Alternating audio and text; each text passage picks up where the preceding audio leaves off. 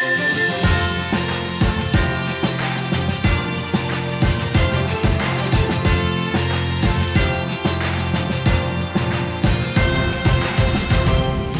lamig na ng umaga ay nagpaparamdam na nalalapit na ang panahon, Pasko na at kay saya. Sa mga batang may pangarap, ang banal na pangalan, sa langit may mga bituin, parang ngiti ng ating pangarap. Bombo kahit kanino, sa ating nagbibigay saya. Kahit gaano ang maibigay, ang tulong mo na may tunay. Bombo kahit kanino, nangangailangan ng tulong. Pamasko para sa iyo, ang aming lingkod.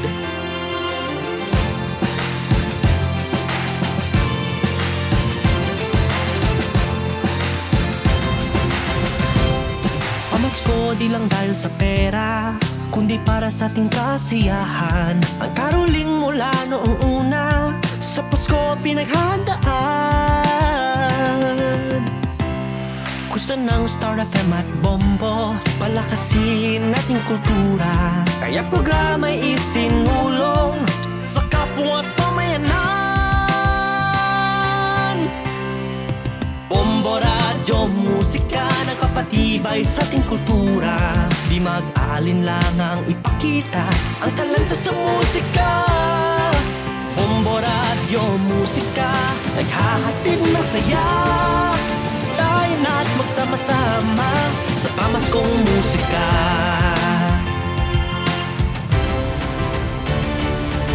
Bombo, radyo, musika, nagpapatibay sa ating kultura. Di mag-aalinlangang ipakita ang talento sa musika. Bombo, radyo, musika, naghahatid ng saya.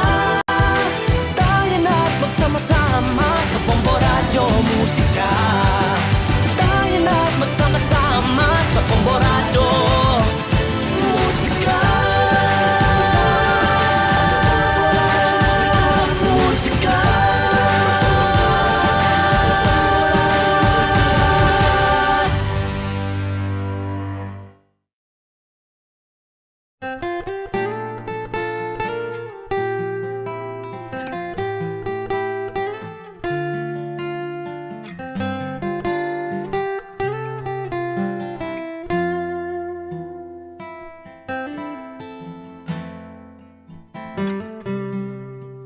Sinungaling talaga ang pusong ito. Akala ko'y naghilom na mga sugat nito. Pilit ko makalimutin ang damdamin ko sa'yo. Ngunit ikaw pa rin ang tinitibok ng puso ko. Di mo naman kasalanan kung bakit ngayon ako'y nahihirapan. Di na sana nagpumilit pang suklian ang pag-ibig ko. Di mo naman kasalanan kung sa'yo'y nahulog ng tuluyan. Pasensya na, minahal kasi kita.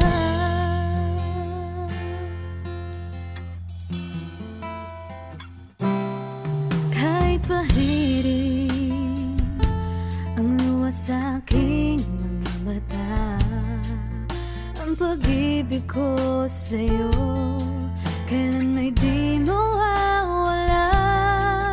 Tumingin man sa iba, sa puso ika'y nag-iisa. Dahil ikaw lang ang tinitibok ng puso ko. Di mo naman kasalanan kung bakit ngayon ako'y nahihirapan. Di na sana nagpumilit pang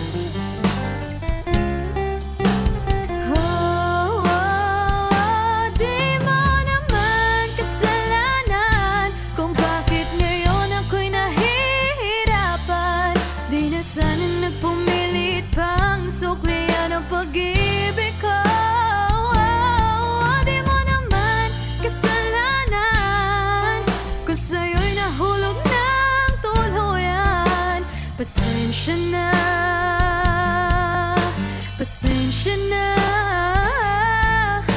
pasensya na.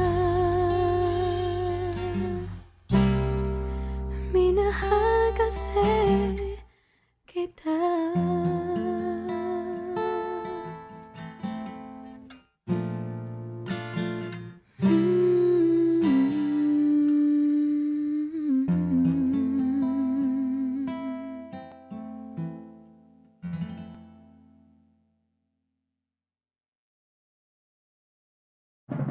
Bayang magiliw, perlas ng silanganan, alam ng puso, sa titik mo'y buhay. Lupang hinirang, duyan ka ng magiting, sa manlulupi, di ka pasisingil, sa dagat at bundok, sa simoy at sa langit mong baghaw, may nilang ang tula at awit sa paglayang minamahal. Ang kisap ng watawat mo'y tagumpay na nagtitigil, ang bituin ng araw niya kailan pang may magdidilim. Lupa ng araw ng maraming pagsinta, ay langit sa ating ko. Aming ligaya na pag may mamapit, at mamatay ng dahil sa'yo. Morning is fast approaching. Let us awaken to the dawn of the new day with God as our constant guide. God our Father, may you grant us wisdom in our decision, courage to rise from all our mistakes, devotions to our duties, and gladness to share and cooperate for the good of our families and our community. May you spark in us a love for the truth and respect for one another. May you preserve us from false pride, unselfishness, and help us to live in peace with one another as brothers. Amen. Good morning. This is radio station DYWB, now signing on. DYWB is a commercial radio station owned and operated by the People's Broadcasting Service Incorporated. as authorized by the National Telecommunications Commission. DYWB operates daily from 4 o'clock in the morning to 11 o'clock in the evening on 630 kilohertz with a power of 10,000 watts. DYWB is broadcasting from Bacolod City, Republic of the Philippines. DYWB is maintained and operated by the following personnel, duly licensed by the National Telecommunications Commission. First-class radio telephone operators. Joselito Pagayon, Chief Technician with license number 94-1PVI-12314.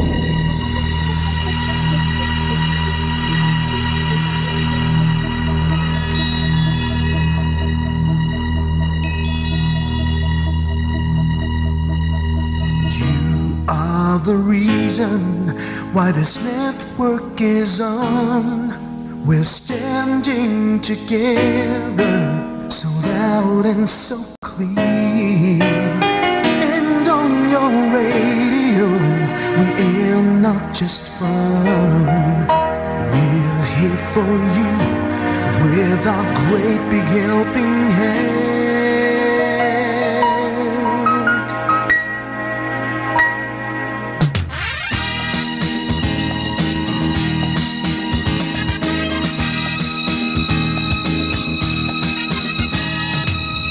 Are the reason why this network is on.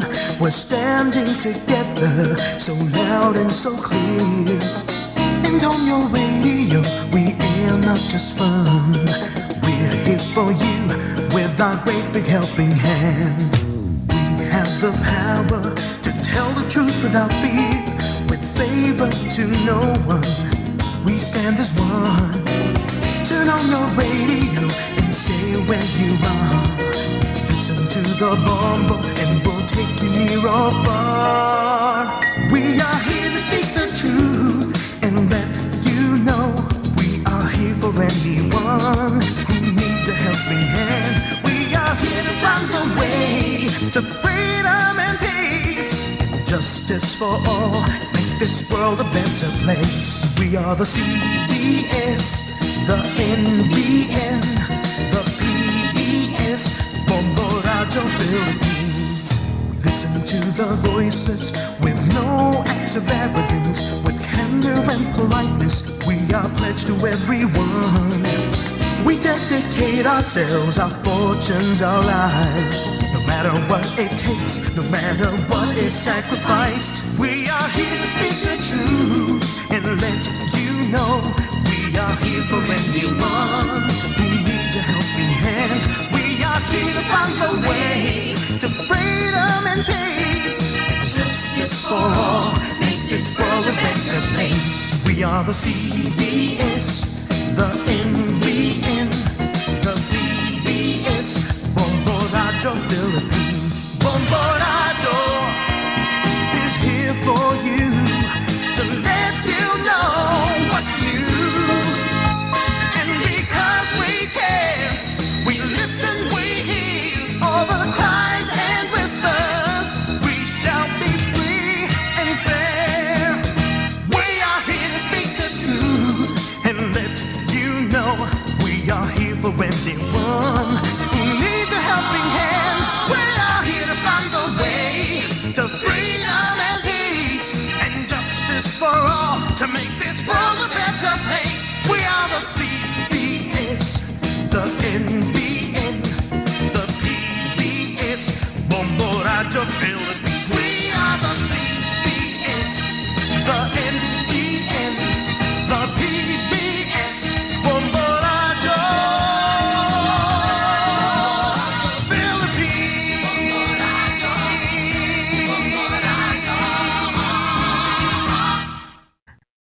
Bombo Radio Bacolod.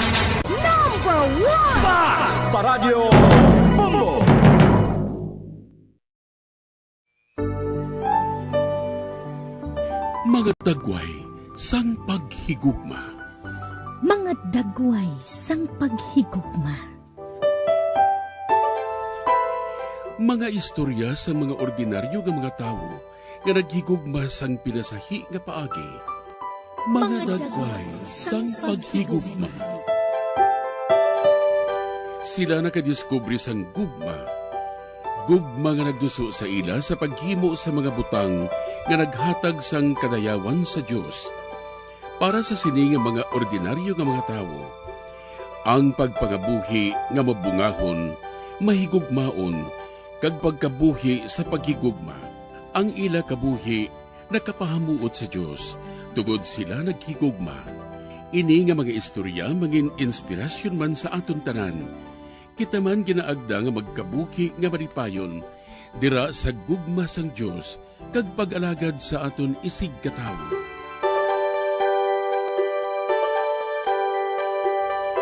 Ini nga programa ginadulot sa inyo sa mga Madres and Daughters of St. Paul, Missionary Sisters sang Social Communication. Mayong adlaw mga abyan ko sa kahanginan, kagyari naman kita sa aton programa, mga dagway sang paghigugma. Mamati kita sa istorya sang kabuhi sang ordinaryo nga tawo, pero naghigugma sa pinasahi nga paagi. Maghatag sila sang halimbawa sa matuod nga paghigugma sa Dios kag sa isig katawo. Sa liwat, ako ang inyo abyan sa kahanginan, Sister Nina Lurilia sang Daughters of St. Paul, kagupod man naton diri si Father Francis Perez, Kura Paruko sang Triumph of the Holy Cross Parish, Kamingawan, Bacolod City. Mayong adlaw, Father Francis, kag welcome liwat sa aton programa, mga dagway sang paghigugma. Mayong adlaw, labing hinigugma nga mga kauturan. Karon nga adlaw aton nga tun-an pagid ang isa sang pinakabanto kay ermitanyo sadtong una nga amo ang naglubad o kon translator sang Biblia, ang pulong sang Dios. Si Father Francis Perez sa liwat ang inyo abyan kag alagad sa kahanginan nagatamyaw sa inyong tanan sang maayo nga pagpamati. Karon ululupod naman kita nga magkilala kag magpamalandong sang kabuhi ni San Jeronimo. Mga muyo kita upod kay San Jeronimo. O Dios ngamon amay, imo ginbugay kay San Jeronimo nga pari ang pinasahi nga pagigugma sa balaan nga mga kasulatan. Kabay nga saguron pagid kami sang imo pulong, kag masapwan namon sa iya ang huluwaran sang matuod nga kabuhi. Ginapangayo namon ini sa imo, pagi kay Kristo imo anak kagamon Ginoo, nga nagakabuhi kag nagahari upod sa imo, sa kaisahan sang Espiritu Santo, Dios sa tanan nga mga tuig, sang mga katuigan. Amen. Karon aton pamatian ang drama sang kabuhi ni San Jeronimo. Si San Jeronimo, natawo sa mga tuig 340 sa Satrido sa baybayon sang Adriatico. Kag napatay siya sa Bethlehem sang tuig 420.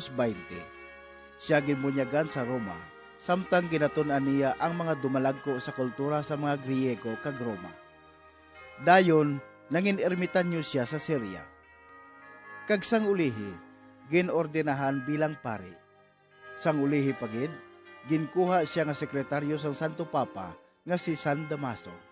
Kag didto, ginsugura niya ang paglubad sang santos nga kasulatan sa Latin nga ginakilala nga Vulgata.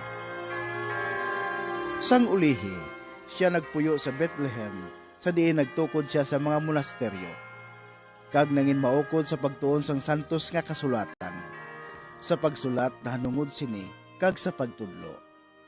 Sa masami, siya maakigon kag wala sing pasensya. Kag ginadumdum siya tungod sa iya kabuhi isang pagpenitensya kag sa iya kaukod sa pagtuon.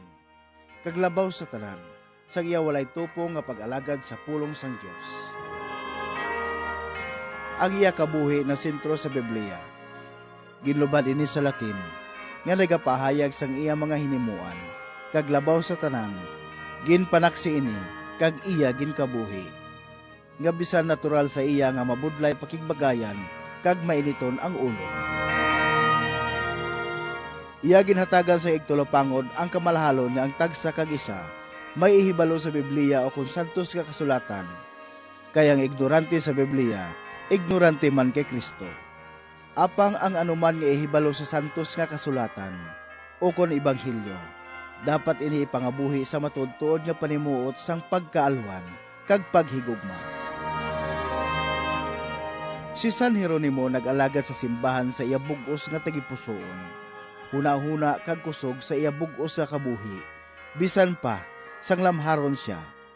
Tubtob siya nga namatay. Magapadayon karon si Father Francis sa iya pagpaambit sang kabuhi ni San Jeronimo. Kag aton siya updan paagi sa pagpamati sa dugang nga reflections. Sa adlaw-adlaw naton nga pagtuon, ilabi na gid sa pagbukad naton sang santos nga kasulatan nga ginatawag naton Biblia, nga ginatagaan man sa iya sini nga definition nga mo ang library of all books, ang Biblia, ang pulong sang Dios. Ini isa sang aton inspirasyon sa aton nga pagpangabuhi. Kag subong man, ginsiling sang halos iban nga ang Biblia amo ang aton nga gateway, ang aton nga key pakadto sa ginharian sang langit. Apang hindi lamang sa pagbasa sini, kundi sa pagpangabuhi sini. Ang aton subong talakayon, amo ang kabuhi ni Saint Jerome o ni San Jeronimo, pari kag doktor.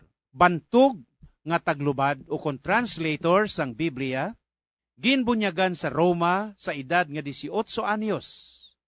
Kag nagtuon sang grammar, sa idalom, sang pagtudlo sang isa ka pagano. Paborito niya ang bantog nga orator nga amo si Cicero. Sang tuig 374, sa init kag tuman nga hilanat, fever, nakita niya ang iya kaugalingon sang isa ka adlaw nga yara siya sa paghukom sang aton Ginoo. Ginpamangkot sang Ginoo kung sin-o siya kag ang iya nga sabat, isa ako ka Kristiyano. Apang ang Ginoo nagsabat sa iya kag nagsiling, butigon ikaw. Sumulunod ikaw ni Cicero, kay kun diin ang imo manggad, dira man ang imo tagipusoon. Mga utod, isa ato ka panghangkat para kay San Jeronimo, ang mga tinaga sang aton Ginoo. Pagkatapos adto, ginbuhos ni San Jeronimo ang iya tinion sa pag-alagad kay Kristo.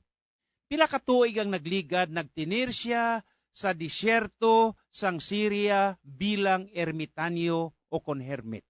Ginordinan siya nga pari. Kag nangin sekretaryo ni Pope Damasus sa Roma. Nagtuon sang Hebreo kag sang Biblia. Scripture scholar.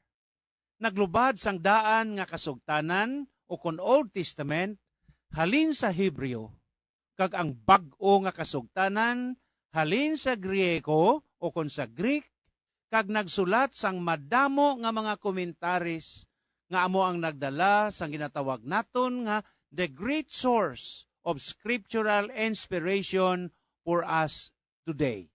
Bilang isa ka scholar, manunulat kag consultant sang mga munghe, obispo kag mga santos, siling ni San Agustin kay Hieronimo, what Jerome is ignorant, no mortal has even known. Kung paano si Hieronimo, isa ka ignorante, apang wala sang bisan sino nga nakahibalo sini. Ang tanan ginhandaan ni Hieronimo. Ang translation sang Biblia nga gintawag Vulgate o kon Vulgata. Ang mga moderno nga mga scholars nagsiling. Wala sang iban luwas kay Hieronimo o kon kay Jerome were so qualified to do this work. Master sang Latin, Griego, Hebreo, kag sang lingwahe sang Chaltaic. Nagsugod tuon sang iya kaugalingon nga lingwahe sa iya mismo katawhan, Stridon sa Dalmatia, nga karon ina nga lugar ginatawag na nga Yugoslavia. Pagkatapos ang iya nga preparasyon, kag subong man sa iya pagtuon, nagkadto siya sa Palestina, kagin patihan nga mo ini ang natawhan sang aton Ginoo. 5 ka tuig si Jerome sa disyerto sang Chalcia for prayer, penance, kag subong man study ang iya maukod nga pagtuon. Sang tuig 335, he retired to the cave. Nagkadto siya sa kuiba sa Bethlehem, kag nagsugod siya sang pag-translate sang Biblia sa Latin. Ang ginsiling ko kag-ina, ang Vulgate o kon Vulgata or popular edition. Ini naghimo kag iya nga natapos sa sulod sang 40 ka tuig of passionate work ang iya nga mapinasinsyahon ang iya nga pagdidikar sang iya nga trabaho ilabi na gid sa pulong sang Dios. Ginsiling, the only translation of the Bible of the Catholic Church. Ang the only, isahanon gid lang nga ginlubad sa Biblia sang aton simbahan. Kung sa bagay, ang ginlubad ni Saint Jerome sa aton Ilonggo nga lingwahe subong, ginausar man gani sang iban nga mga simbahan, kag subong man sang iban nga publications nga hindi Katoliko.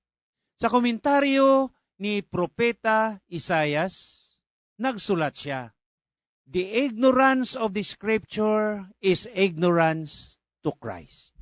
Sang tuig 410, ang Roma gin-atake sa mga barbarians, kag madamo ang mga tao ang nagpalalagyo, ginatawag naton refugees sa Bethlehem.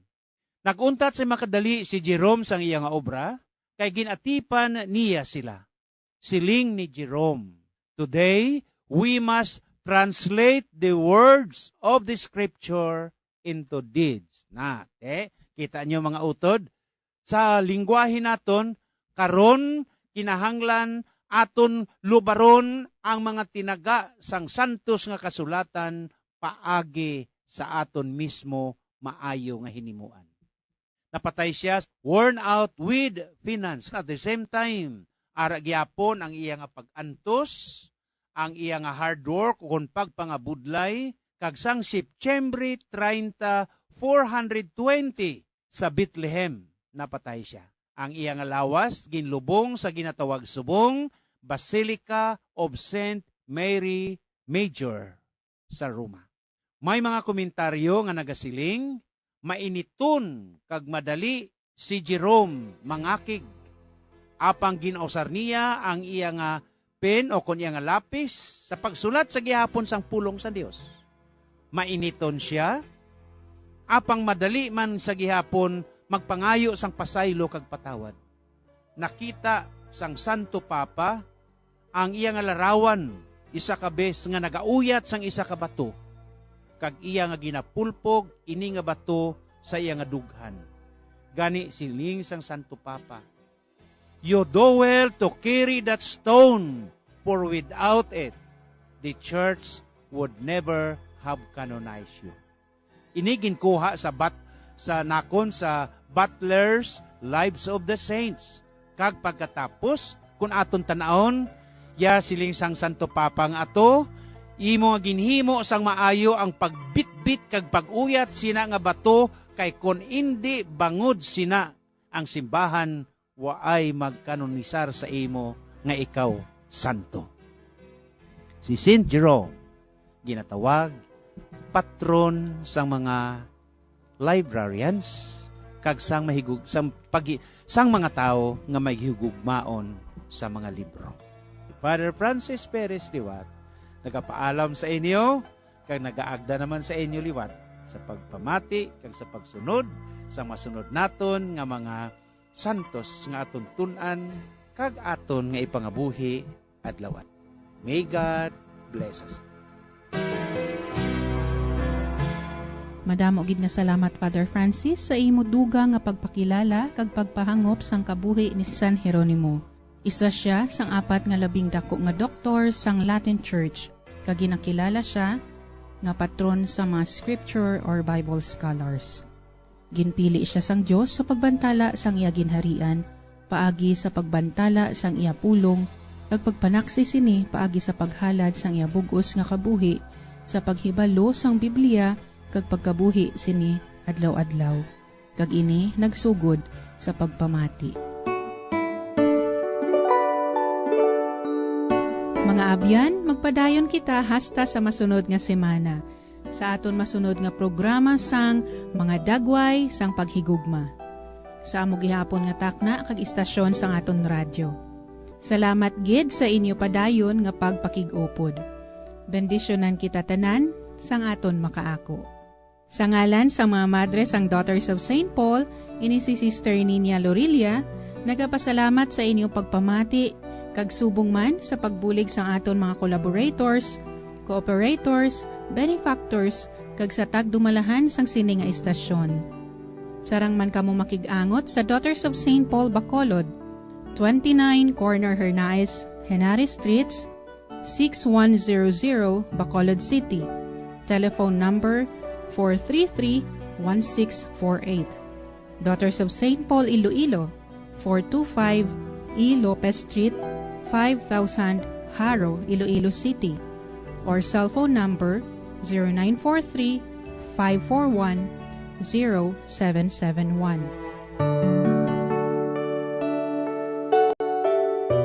Kaupod sang aton santo, aton pangayoon ang bendisyon sang aton mahal nga Diyos.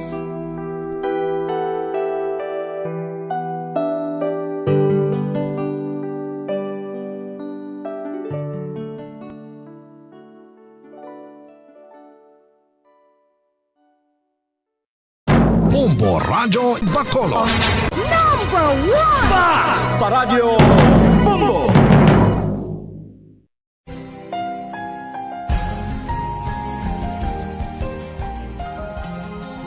Ang akong tagipusoon nagakalangkag, sang pagbutlak sang adlaw nga labing masanag.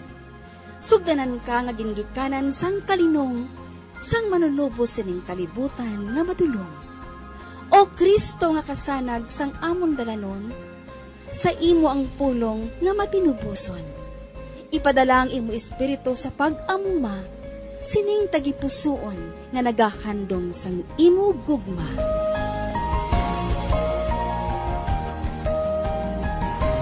Ang Kapawa. Malipayon gid nga pagpamati mga inigugma ko nga mga utol kagabian kay Kristo, kag maayong adlaw sa inyo tanan, Ilabi na gid sa aton mga maukod nga tagpalamati kag followers sining aton programa. Yari na kita sa ika-28 nga Domingo sang ordinaryo nga panahon.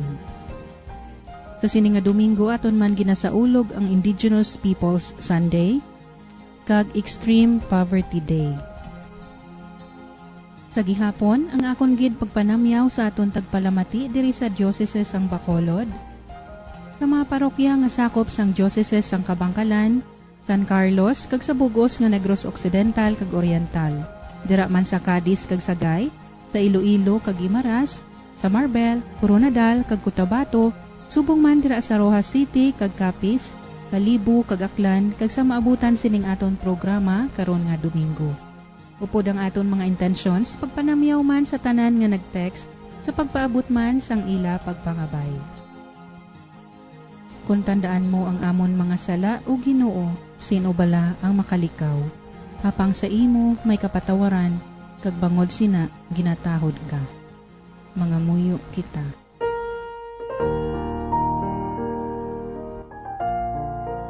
O Ginoo, nagapangabay kami sa imo, nga ang imo grasya maguna kag magupod sa amon, agud matapos namon singhimpit ang mga pangamuyo kag mga buhat, nga amon ginsuguran bangod sa imo. Ginapangayo namon ini sa imo, paagi kay Kristo imo anak kag amon Ginoo, nga nagakabuhi kag nagahari upod sa imo, sa kaisahan sang Espiritu Santo, Dios sa tanan nga mga tuig, sang mga katuigan. Amen. Ang santos nga ebanghelyo suno kay San Lucas, kapitulo 17, bersikulo 11 tubtob 19. Samtang nagapakadto si Jesus sa Jerusalem, nag-agi siya sa dulunan sang Samaria kag Galilea. Sa nagapasunod na siya sa isa ka baryo, ginsugata siya sa napulo ka mga aruon. Ang mga aruon nagtindog sa unhan kag nagsingkit, "Jesus nga manunodlo, kaluoye kami." Nakita sila ni Jesus kag nagsiling siya sa ila, "Lakat kamo kag ipatan-aw ang inyo kaugalingon sa mga pari." Sa nagalakat na sila, nag-ayo sila. Ang isa sa ila, sang matanupang Daniya, nga nag-ayo na siya. Nagbalik na nagadayaw sa Diyos sa mabaskog na tingog. Nagluhod siya sa tiila ni Jesus kag nagpasalamat sa iya. Yadto nga tawo taga Samaria.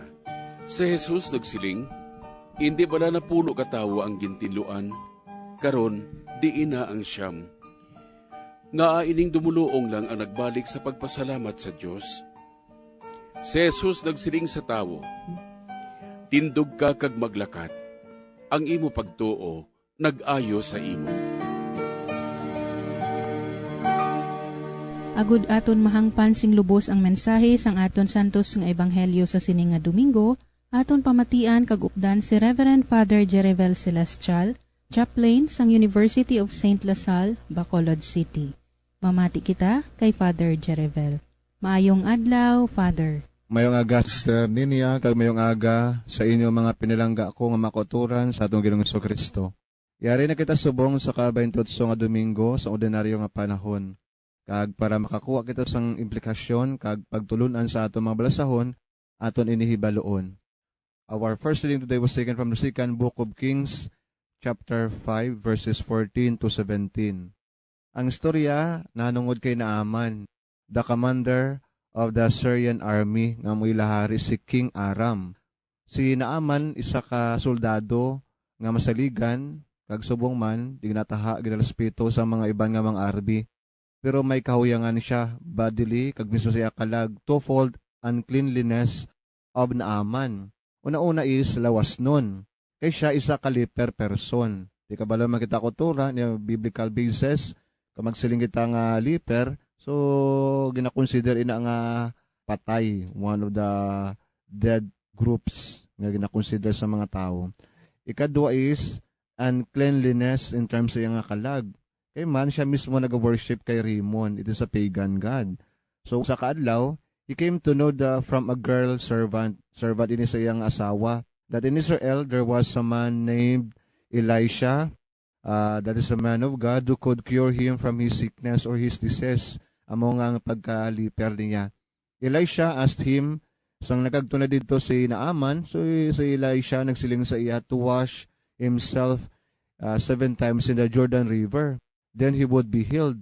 So Naaman was very angry and disappointed. Kaya man mga kauturan, sa mismo sa Damascus, we can find 2 beautiful rivers kag matinlo kaayo, Abana kag ang Farpar. So nga masilin si Naaman nga didto gid ako maligo, ang kalayo pa didto. So gani nagpuli na lang siya. Pero sang ulihi, gintuman ina niya kay tungod mismo ginhaylog isa sang servant girl sa iyang asawa. So ang atong reading subong brings only the concluding part of the cure of Naaman. So Naaman bathed himself in the river for 7 times, and his flesh become once again clean like the flesh of the child. So naging tinlo makuturan. Kasi simply, gintuman niya ang request ni Elisha kag ang paghahaylo sa iya sang servant girl. So bungman, he returned to see Elisha to thank and reward him, but Elisha refused to take anything. Naaman understood that it was Yahweh who had worked as ang miracle, not really Elisha. So Naaman himself made his profession of faith and made the resolution never to worship any other gods but Yahweh only. So he decided also to build an altar to the God of Israel in Syria and ask permission to take with him sang duta as mas as madalas ang iyang mule nga dalon dito mismo sa iyang lugar. Sa mo nang kaungdan sa ato na nga balasahon, the curing of Naaman the leper. And our second reading today was taken from the second letter of St. Paul to Timothy. So sini naman si Pablo nagsulat sining letter sang ara sa prisuhan. Many of his friends had abandoned him, and some had even testified against him. So pagans label him as a criminal. Kaya mga utol nga Hudiyo look on him as a traitor. So mga utol, masinggat nga do pagkatapos ipalapnag ang mayong balita, do nag-go against sa iyang madamo niya makilala ka mga abyan kasi subong man iyang kalahi. In his condition, he finds consolation knowing that Christ himself had undergo similar sufferings before he entered into his glory. Nakasulod sa ginarian niya, may mga pag-antos. So galing siling si Pablo sa buong atong nga dinalan, sa atong nga blasahon, if we have died with Jesus, we shall live with Jesus. If we hold on to the end, we shall also reign. If we deny Jesus, he will deny us also. If we are unfaithful, God will remain faithful because he cannot go against his own nature. Kaya Diyos ay naton faithful gina. So amo ng konsolasyon ni Pablo, thinking the reality or the suffering of Jesus Christ himself before sa nagpalangit, nagyani ang tanan nga pag-antos kag tanan nga mga kabulayan sa pangabuhi niya. That is our second reading today. Our gospel today taken from the Gospel of St. Luke, kag ginapahayag ini mismo mga kauturan nga makasiling kita sa panahon ni Jesus, kag mismo sa makatigulangan niya, 4 categories of persons that are just like dead people. Una, poor people, leper, thirdly, blind, and fourth is childless. Subong, masiling kita yung starring is a leper person, mga pulo kabilog na tao. Kung magsiling kita leper, could not come near the villages or holy city. They are not allowed to approach other people. Ikatatlo, wears clothing nga nagisi-gisi, kung subong man iyabok nga wala na husay.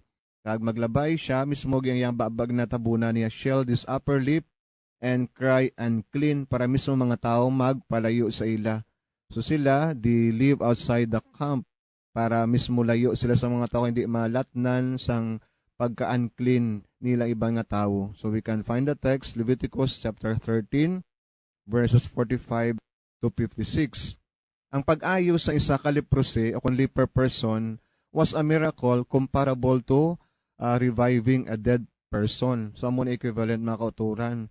So diri pulo ka mga tao ang nagpalapit kay Jesus. Pero ito pamaldo nga ginaton. Ang pulo ka tao, pulo ka lepers, they are not asking to be healed. Kundi mismo nagapangali sila compassion. So have pity on us. Only compassion and sympathy to their desperate condition. Jesus naman on the other side, so nagsiling siya, instead of responding nga ayo na kamo, simple lang sabat, go and show yourselves to the priest.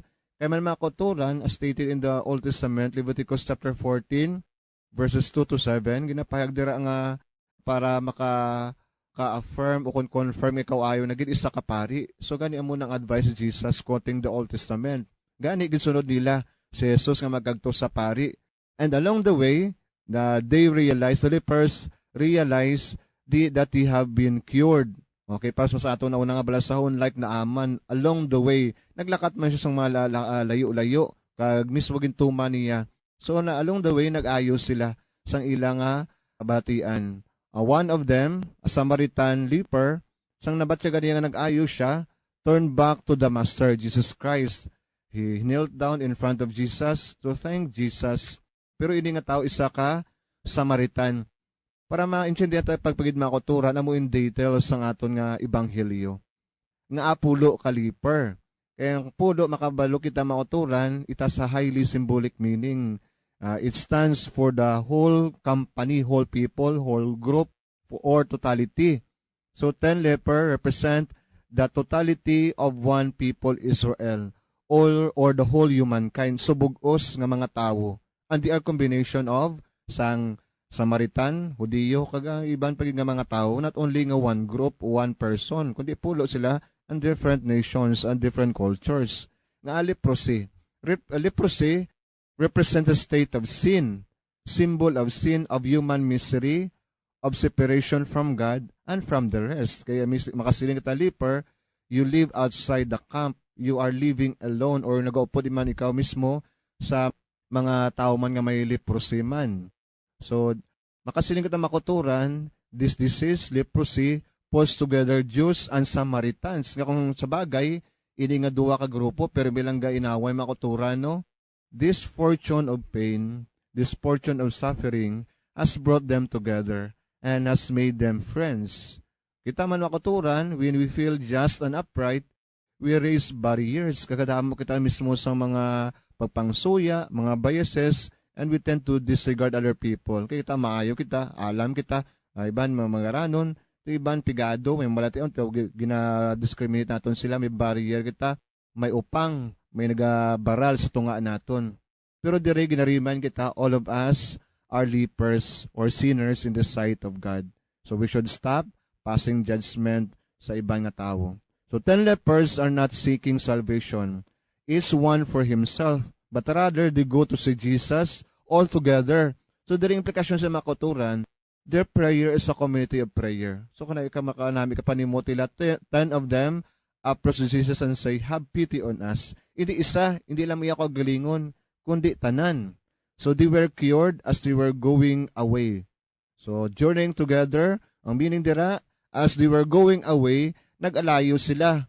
So journeying together, take one step at a time. So na ma-travel kita phase by phase. Ngayon, hindi masigat tayo instantly. Yung pagbago nato, hindi tanan kita, we're struggling to become good, to become holy, to become pious.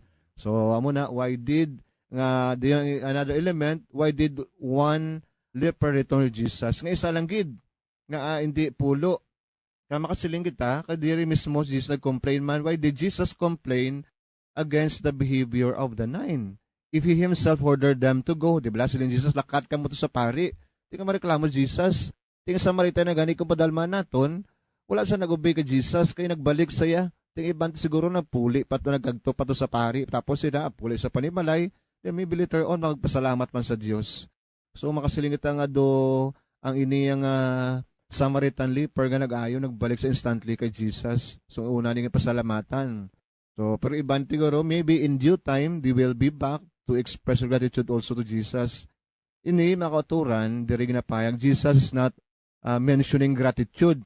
He is saying that the Samaritan gave praise to God. He was the only one to acknowledge immediately the salvation has come to humankind through Jesus Christ. Siya nakakita immediately. Hindi nga ang Mahudiyo lang maluwas, ay amulay nga tao maluwas, amulay nga grupo maluwas, amulay nga reliyon maluwas, kundi nakita niya ang kaluwasan pa sa tanan. Even though nga ginadisregard siya being a Samaritan, pero siya pa mismo nakuna nakakita sini. So this double-fold attitude is the symbol of what happened to the people of Israel. The heretics, the pagans, and the non-religious people were first to realize that Jesus was the mediator of the salvation of God. So nobility makakauturan. So iban diriya, they think nga maluwas ang gid sila. O, ti kalaw ay kamaturan, no? But here, we are being reminded that salvation is offered for all. So muna ang si Jesus ang aton nga Ebanghelyo. What are the implications that we can get? So impasing makatura mo ini. Number 1, we are all lepers in the eyes of God. We should not pass judgment against other or condemn or discriminate. That's the first one. Second, it is human to lament and to complain. Para sa pagkabunag natin, ginapahibi kita. So, it is human to lament and to complain. But, it is divine to express gratitude to God. That's the second point. Third, kita man makaturan, ang papasalamat natin, damo kita pasalamatan, first and foremost, sa Diyos. Every good and perfect gifts comes from the above, from the Father of light. Makita na natin, James chapter 1, verses 16 to 17. So, way kaduha pasalamatan natin, our own parents, nakadako sa ilang pag-sacrifice para sa aton. May duka kita, matangin sang may nga pagginawi, pabayo, tanan-tanan. So, pasalamatan natin sila, we should pay them back. Kagsubong man, third gorong implication is that in the preface of the Holy Mass, ginasilin na, Father, it is our duty and our salvation always and everywhere to give you thanks through Jesus Christ our Lord. Katungdanan natin makuturong pasalamat sa iya. And, gina-express na natin sa Holy Mass, Holy Eucharist. It is our gratitude to God, pasalamat. Our manner of approaching God is also a manner of saying, thank you, Lord. Kag kita nagabiya ka benepisyuhan, not God, but rather kita. Kag kita ang ginapuno sa grasya ng Diyos if we attend the Holy Mass. Another implication is, gratitude is the unceasing worship of the humble heart. Kung ikaw may matilong at tagipusoon, mapainubusong at tagipusoon, wala ka gid sang expression ko din pagpasalamat sa Diyos. Pagpasalamat gid. And lastly, I want to quote John Henry Joseph, isang iyang saying. Nakasiling siya, life without thankfulness is devoid of love and passion. Hope without thankfulness is lacking in fine perception. Faith without thankfulness lacks strength and fortitude. And every virtue devoid from thankfulness is maimed and limps along the spiritual road. So mga kauturan, dire makitaan natin that we need to express our gratitude to God outwardly by hearing the Holy Eucharist and putting it into concrete by doing acts of love. May God bless us all and grant us a beautiful Sunday. Salamat gid Father Jerevel sa imong pagpaathag sang mensahe sang santos nga ebanghelyo sa karon nga Domingo. Bendisyonan ikaw sa aton makaako sa imong mapinadayunon nga pag-upod diri sa aton programa sa kada Domingo. Sa imong pagpaambit sa imong panahon, bisan ikaw masako, kag sa imong nga inspiring reflections. Have a fruitful Sunday, Father, kag hasta sa madason nga Domingo.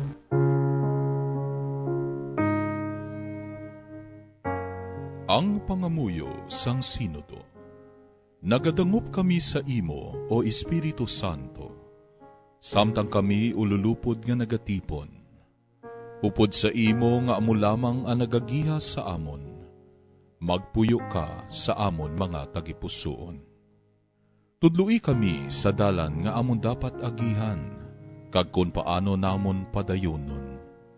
Kami mahuyang ka makasasala, hindi pag-itugot nga amon ipaluntad ang kagamo, hindi pag-itugot nga ang amon kakulang sa paghangop, magdala sa amon sa sayop nga paagi, ukon magdikta sang amon pangginawi. Itugot nga sa imo, amon makita ang amon paghiusa, agod ululupod kami sa pagpanglakaton, padulong sa kabuhi nga walay katapusan, kag indi maglisa sa dalan sang kamatuoran kag katarungan. Tanan iniamon ginapangayo sa imo, nga padayon nga nagapanghikot sa tanan nga lugar kag tion, sa kaisahan sa Amay kag sa Anak, sa mga tuig sang mga katuigan. Amen.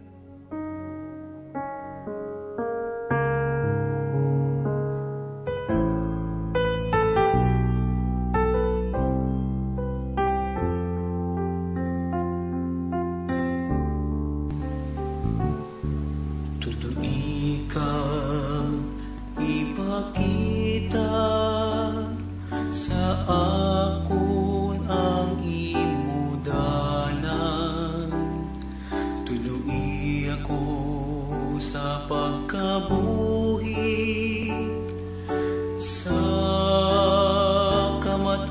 kamatuuran.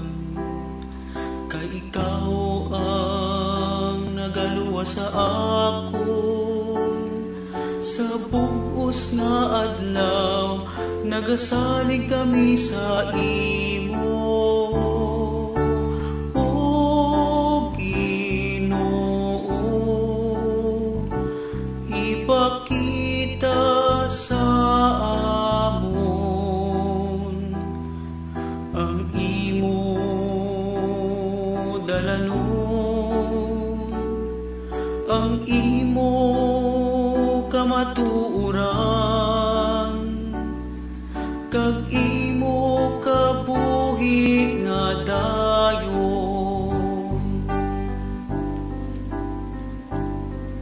Ang imo mapinadayonon nga gugma, nga ginpakita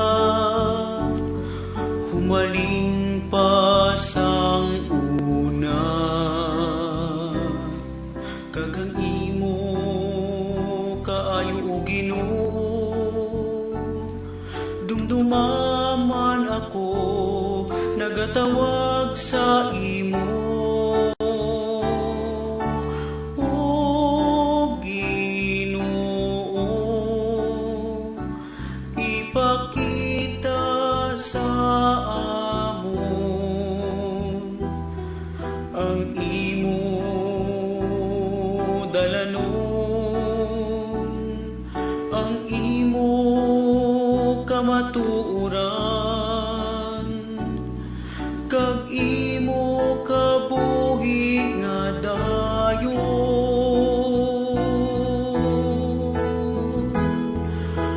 O Ginoo, ipakita sa amon ang imo dalanon, ang imo kamatuuran, kag imo kabuhi nga dayon. Without Christ, life has no meaning. Without God, life is miserable. There is nothing more valuable to be given to this poor, proud world than Jesus Christ, the way, the truth, and the life. Come, join the daughters of St. Paul in a life committed to following Christ, the Master. For more information, please contact Daughters of St. Paul Bacolod, 29 Corner Henares, Hernaez Streets, 6100 Bacolod City.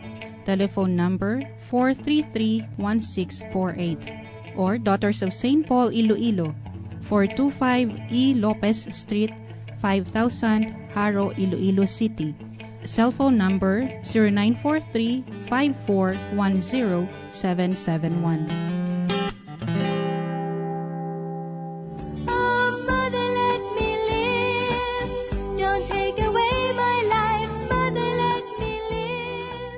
Defend life. My life is God's gift. My life is God's gift. My life is God's gift. My life is God's gift. Our life is God's gift. Friends, our life is God's gift. No one has the right to destroy it. Defend life. Lord, help us to appreciate your gift of life. Help us to nurture and protect it. May the innocent, helpless, unborn child be given the chance to live, to love, and enjoy life. Forgive us, Lord, for all the times we have attempted to destroy your gift of life. Inspire us always to defend life from its very beginning when it is conceived in the mother's womb until the time you take it back to yourself. Amen. Don't take away my life, Mother, let me live. I want to live my life, Mother, you will see when you look at me. And you hold me in your arms, he'll fall in love with me. A message from the Daughters of St. Paul and this station. Salamat man sa nagbuylog sa pagpamalandong sang pulong sang Dios paagi sa aton programa sa karon nga Domingo. Salamat sa inyong mapinadayunon nga suporta kag pagpakigbahin paagi sa inyong pagpamati. Padayon kita nga magmapasinalamaton sa tanan nga bugay nga aton angkon paagi sa pagigugma kagaluoy sang aton makaako. All is grace. Wala sang kon mayara kita sa aton kabuhi diri sa duta nga naangkon naton paagi sa aton pagpanikasog lamang. Sa tanan naton nga pagpanikasog, yara gid ang Dios nga nagapatigayon kag nagabuo sang tanan nga grasya. Gani dumdumo naton permi ng tanan grasya halin sa aton Ginoo. Kag sa sining adlaw sang Domingo, hindi naton pagkalimtan ang magkadto sa puloy-an sang aton Ginoo upod ang aton bug-os nga pamilya. Agul magpasalamat sa iya dira sa Santos nga Misa. Mga abyan, tubtob na lang anay kita diri. Akon gid ginapasalamatan ang tanan nga mga Pauline cooperators, collaborators, benefactors, kag tagdumalahan sang sini nga istasyon. Kung gusto ninyo iupod ang inyong mga intensyon sa amon pagpangamuyo, ipadala lang ninyo ini sa Pauline's Media Center, Bacolod. Daughters of St. Paul, 29 Corner Hernaez Streets, 6100 Bacolod City. Daughters of St. Paul, Iloilo, 425 E. Lopez Street, 5000 Haro, Iloilo City. Telephone number 320-9487 o mag-text sa 0943-5410-771. Sa ngalan sa mga madres ang Daughters of St. Paul, ini si Sister Nina Lurilia. Kabay nga ang paghidait ni Kristo nga amo ang dalan, kamatuuran kag kabuhi, magpabilin sa inyo tanan.